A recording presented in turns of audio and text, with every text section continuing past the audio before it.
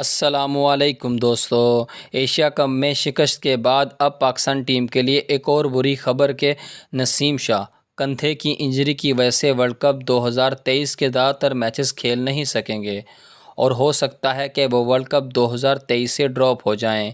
जी हां दोस्तों, Asia cup में इंडिया के ख़िलाफ़ मैच खेलते हुए इंजरी का शिकार नसीम शाह की मुश्किलात में इजाफ़ा। डॉक्टरों के मुताबिक नसीम शाह की इंजरी सीरियस है और इन्हें रिकवर होने में टाइम लगेगा। और इसके बरक्स अगर हारिस रऊफ़ की बात की जाए तो डॉक्टरों ने इन्हें क्लियर करार दे दिया है, यानी हारिस रऊफ़ की इंजरी सीरियस नहीं थी, वो वर्ल्ड कप से पहले रिकवर हो जाएंगे और हारिस रऊफ़ वर्ल्ड कप 2023 का हिस्सा होंगे। आपको बताते चलें कि नसीम शाह दाएं कंधे की इंजरी की वजह से वर्ल्ड कप 2023 से बाहर हो सकते हैं।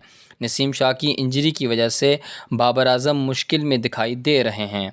वर्ल्ड कप से पहले एशिया कप में टीम की ख़राब कारकर्दगी की वजह से पाकिस्तानी टीम का मोराल बहुत डाउन हो गया है, जिसकी वजह से वर्ल्ड कप के स्क्वाड में तब्दीलियां मतवक्के हैं।